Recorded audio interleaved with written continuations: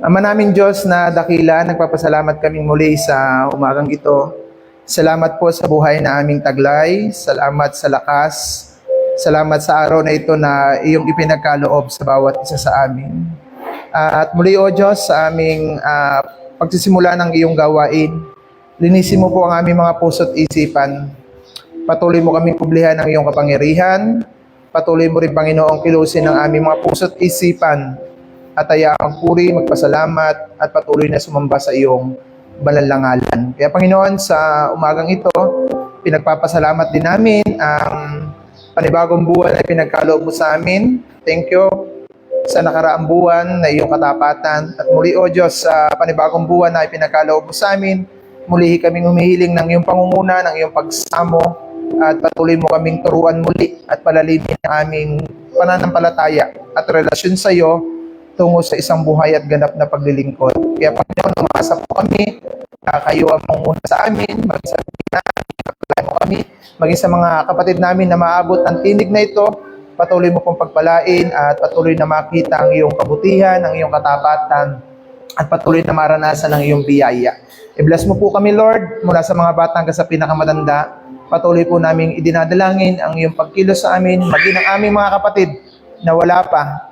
Ingatan mo po sila, Lord, kung sila ay nagka-travel patungo dito at patuloy na makasama po namin sa pagpupuri, pagpapasalamat at lalo tigit sa pag-aaral ng iyong mga salita. Kaya salamat, Panginoon, sa iyong gagawin. Tinitiwala po namin ang lahat ng ito sa ngalan ni Jesus. Amen and amen. Makakaupo na po tayo. Okay, so good morning po ulit sa ating lahat. Ang ating pong pag-aaral sa first part natin, yung ating Ephesians Road. So napakagandang isipin natin na ang Ephesians ay naglalaman din po ng napakaraming aral para tayo ay mas lalong lumalim sa ating pananampalataya sa Panginoon. At last time, tinaray out natin na tingnan yung pagkakabahagi nito at makita natin kung paano ang layon ng aklat o yung liham ni Apostol Pablo sa mga taga-Ephesians.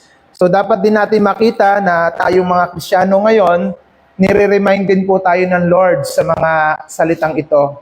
Kasi ang buhay natin kuminsan bilang naglilingkod sa Panginoon, hindi natin alam kung paano natin to papalaguin o pagyayamanin. Kaya napaka-blessed natin dahil tayo ay hindi yan. Doon yun. I-refresh mo doon. Doon yun. Doon yun. Bukas na yan. I-refresh mo lang dyan. Oh. Nakahang. Okay, so sa pagpapatuloy po, so ulitin ko lang, the book of Ephesians is concerned,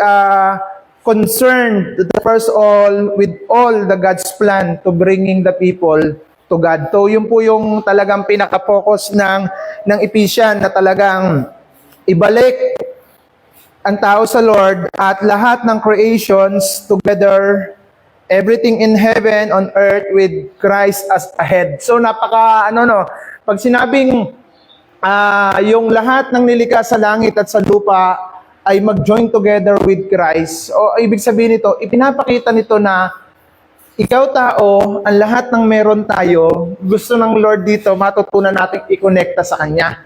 Kasi once na isang bagay or something in our life not connected to our God, yan po yung nagiging hindrance kung bakit tayo hindi makapaglingkod sa kanila. Nakukuha ninyo?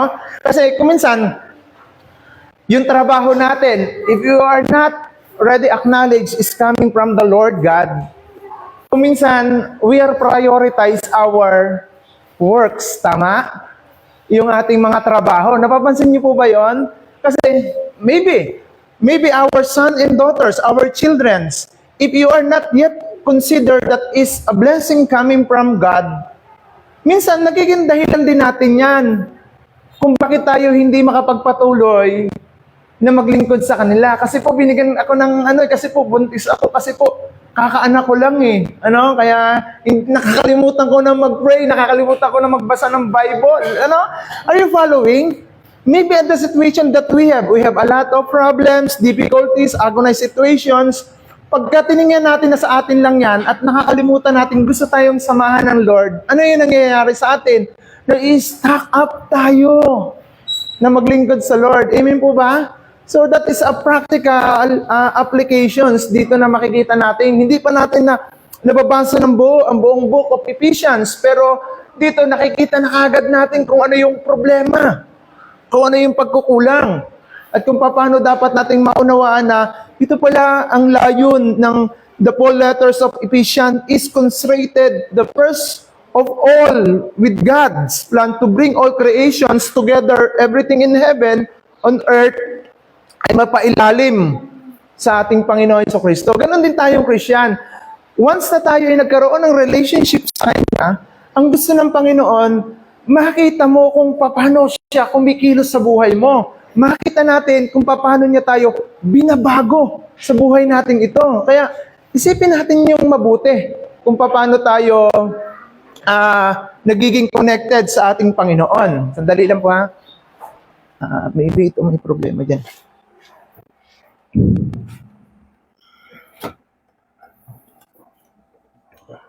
Bago, ano mo lang ito. Okay, continue. So yun halimbawa, mga materials na meron tayo, maybe our farmland, ano? Pag hindi natin talaga, we are acknowledged, it is a blessing, we are parang steward lang tayo ng Lord doon. Kung minsan yung mga bagay na yun, nagiging dahilan din natin kung bakit di tayo nakakasimba. Honest? Tama? Maybe our utang. Diba? Kung minsan, kinakailangan kong trabahuan nito. Mauunawaan naman ako ng Panginoon. Tama? I consider that. Parang, personally, nung talagang walang malalim pa akong relation sa Lord, talagang very affected yung connection natin sa Lord kung hindi natin ina-acknowledge and everything with us, parang yung mga meron tayo ngayon, pag hindi natin ina-acknowledge na coming from the Lord, nasa set apart ang God sa buhay natin. Ano? Kaya dito makikita natin dito sa Ephesians kung paano. At isa pa niya dito, it also appeal to God's people to live out of the meaning of this great plan in unity the whole human race through the oneness with Christ. Kita niyo yun? Ipinapakita din dito na ipinapakiusap yung word of appeal. Parang ipinapakiusap ni Paul sa mga mananampalataya sa Ephesians na kailangan lumakad tayo according to God's plan. Kasi una nga, tayo'y kanyang anak. Tama? Tayo'y kanyang minahal sa gitna ng ating pagkukulang. Tama po ba yon? Kasi nga, yung pagiging parenting ng ating Diyos sa buhay natin, wala siyang ibang gustong gawin kundi tayo ay disiplinahin. Okay? Ang way of discipline naman ng God, napakaganda eh. Hindi siya katulad nung pagdisiplina natin sa ating mga anak, may kurit, may palo, ano? Ang way of discipline ng God, pinaparealize niya kung ano yung consequences ng mga bagay na ating kinahuhumalingan. Sa madaling salita, no? Yung ating pinakamamahal pa sa ating buhay. Kaya sabi niya doon sa verse 10, ganito ang word niya.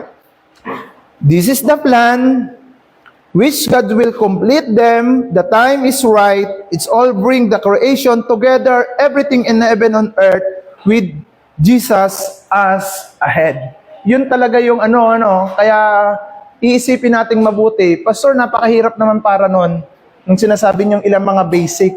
Although mahirap kung hindi tayo nagpapasakop sa nais ng Panginoon. Yun ang isipin nating mabuti dito. So sabi pa niya dito, ito din Ephesians, the first part of Ephesians written to develop the themes of unity by speaking the way which God the Father has chosen His people, how they are forgive to set us free for their sin through our Jesus Christ the Son. Ito pa rin yung makikita natin dito na sa unang bahagi na ito, ipapakita kung paano tatalakayin yung pakikiisa natin at yung paraan kung paano tayo pinili ng Diyos. Okay? Hindi tayo pinili ng Diyos dahil tayo mabait. Okay, sa palagay ko, marami nagbabait-baitan lang, no? Mabait siguro pag tulog. At pagka nagising ng alangan, medyo talo pa ata ang lasing. Kung minsan ganun, ano. So, kung minsan ganito, tatalakayin din to. Kung paano tayo pinili at kung paano ibinigay ng Diyos, Jesus, para ipakita yung kanyang pagmamahal sa atin. And then sabi pa niya dito, and how great the promise and guarantee by the Holy Spirit, the second parts appeal to the readers to live in such the way that the oneness in Christ to become a real life together. Ito pa rin, ang makikita para natin sa part na ito, ipinapakita dito, yung talagang dakilang plano at pangako ng Panginoon na merong katibayan through the Holy Spirit. Kaya nga sabi ng Panginoon, nung nakikipag-usap sa mga Jews during the time, you must be a born again. Not in the way of man or the means of man, sa paraan ng tao. Kundi sabi niya dyan, you must be a born again, born above. Ibig sabihin doon, isilang kang muli, hindi sa kalikasan ng tao, kundi sa pamamagitan ng ating Panginoon. Kaya nga natawag na born again. Not in the flesh, through the Holy Spirit. Kaya nga, once na nakipag-isa ang isang tao sa Lord, siya ay new creation. Siya ay now born again. Yung word of born again, not religious yan. That is a process. Isang proseso ng isang tao na walay sa Diyos, ngayon ay nagkaroon ng pagkakataon na makakonect uli sa Kanya dahil sa Panginoon. At ano ang tatak? Ito nga po, yung banal na Espiritu. That is the guarantee of the God's promises for every Christian believers. Okay, kailangan malinaw yun na. Christian believers. There are a lot of person, they say, I am a Christian, but not yet already believers of Christ. Kasi mayroong ganun, maraming mga Kristiyano ngayon, sinasabi nila, Kristiyano sila, pero not already yet accept Jesus Christ as a personal Savior, as a God. May mga ganon. Dahil kuminsan, may mga nagtuturo na si Jesus, isa lamang siya, halimbawa, isa siyang propeta, isa siyang hukom, may nagtuturo dyan, isa siyang tao. Okay, kaya hindi, may mga ganon kaya malinaw, not only you are say, I am a Christian, and also you are said, I am a Christian believers. Pag dinugtungan ko pa ngayon, Christian believers and followers of Christ. So yun, kasi noon ang mga mananampalataya, kung iisipin natin mabuti, ano sila noon ang tawag sa kanila, followers of Christ. Eh napapansin ninyo, nagpakain si Jesus Christ ng 5,000, that's we call a followers. Why?